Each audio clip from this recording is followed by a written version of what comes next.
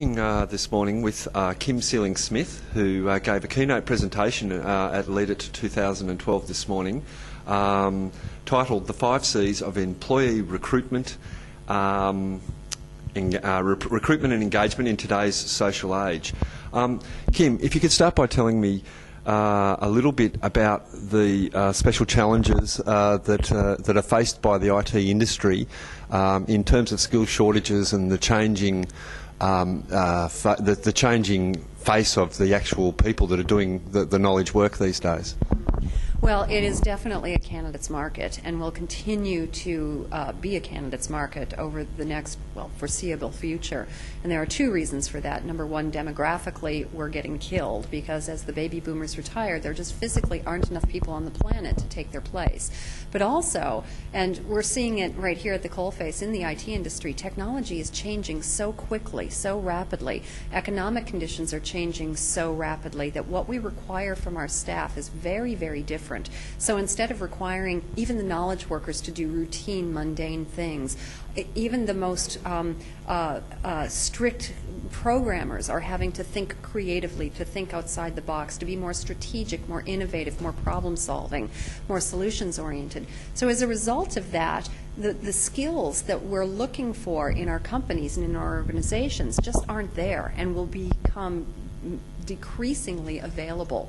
So that's really the crux of what's happening in our industry in terms of recruiting the right staff in. They're fewer and farther between, and the right skills are just now not out there.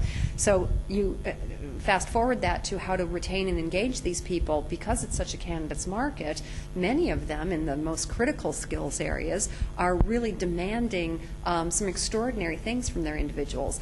We see it here in Australia. We're losing people to the resources sector. We're going to be losing people to other sectors within a very, very short time. We're going to be losing people to overseas within a very, very short time because this is a global skill shortage. It's a global problem that's costing our companies millions of dollars every year.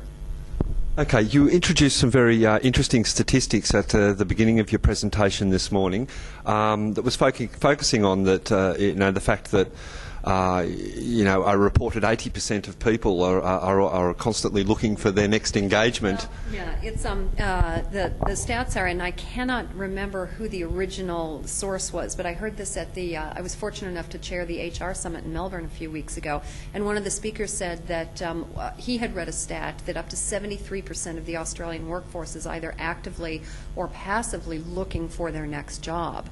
The 80% is actually a Hewitt statistic from, I believe, 2009. They do very large employee engagement surveys, and they reckon that up to 80% of the Australian workforce is either only passively engaged or actively disengaged from their jobs. Now, that's a real problem because that costs our companies, again, lots and lots of money. The Gallup organization actually says that it costs up to 1/3 of somebody's annual salary for every disengaged employee in lost productivity, not only for that employee themselves, but for the team around them, because you know what they say about one bad apple, it truly affects the whole team. So, these are very real, very live, very frightening statistics. Okay, now the title for your presentation was the 5 C's of good recruitment and employee engagement.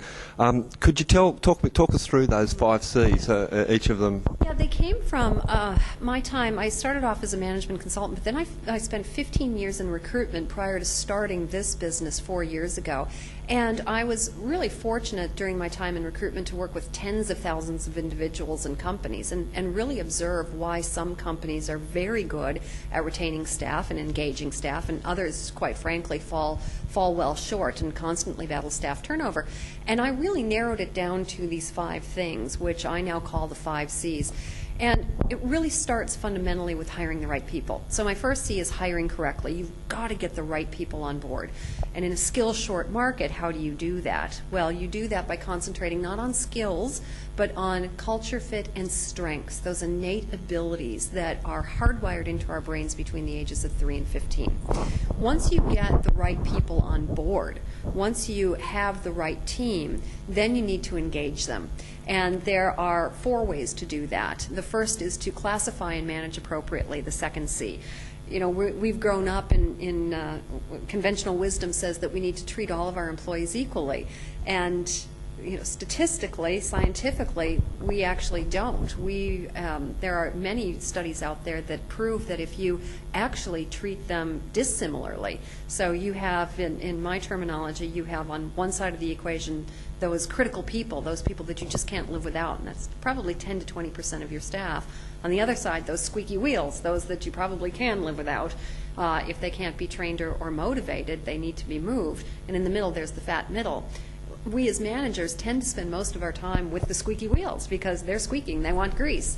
But statistically and scientifically, if we spend 80% of our time with the critical people, a rising tide lifts all boats, and you'll get a much more engaged and much more productive workforce. And then the third C is compensating fairly. And what's interesting about that C is that it's not the C word that's important, it's the F word, it's the fair word. Your staff need to feel as though they're well paid. No matter how much you pay them, if they don't feel that they're well paid, you'll have problems. So ask them what how they feel they are paid, and if they don't feel that they're well paid, you need to find out why. It's really probably a communications issue rather than a compensation issue.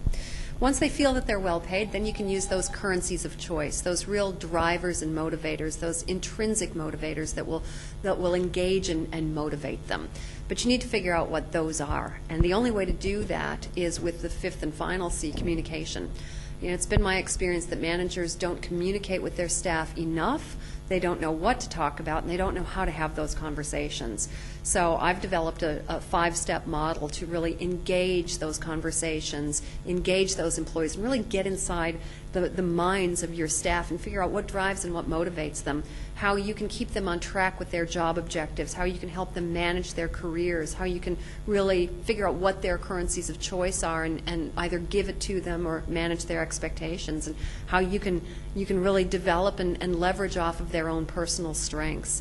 So that's the 5 C's in a nutshell, if you will. Thanks, Kim.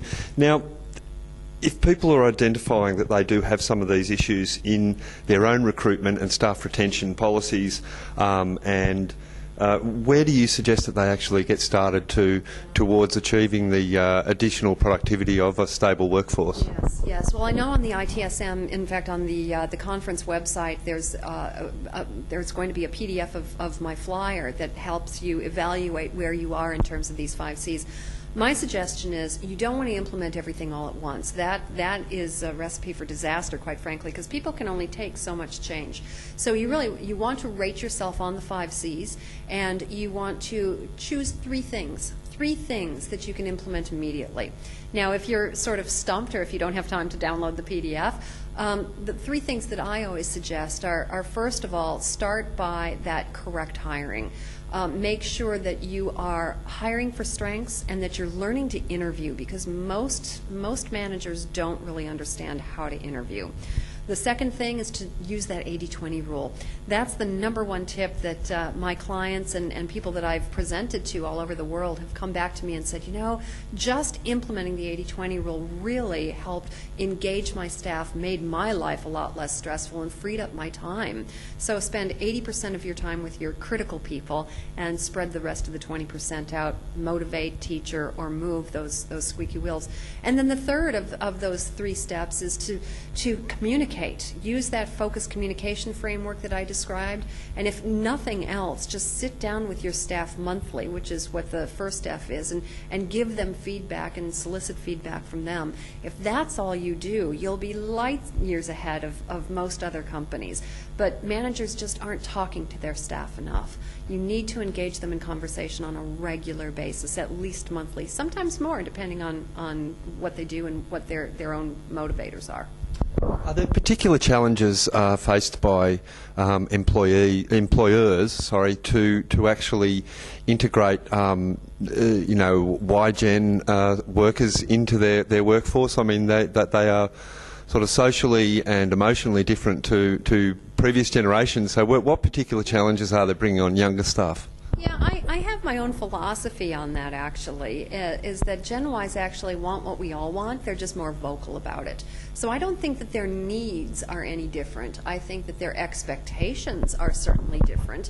I think that the training that they require once they get into the workforce and start working is a little bit more, potentially a little bit more foundational. A lot of these guys need to understand what's expected of them at work.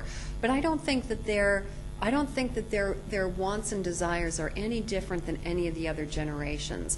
The key with Gen Ys, and I would say the key with all generations, is to make sure that they're in the right job, hire correctly, spend the time with them that you need to spend with them, so classify, manage appropriately, and communicate, and make sure that they've got the challenge to master their roles and to do a good job what they're doing, which is one of my currencies of choice, and make sure that they have everything that they need to do their best work.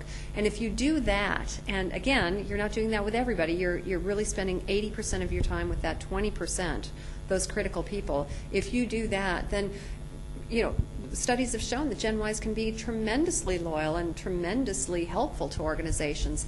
They'll stay for up to 6 years if you engage them. If you don't, they'll leave within 6 days. Okay. Thank you very much for your time, Kim. Thank you.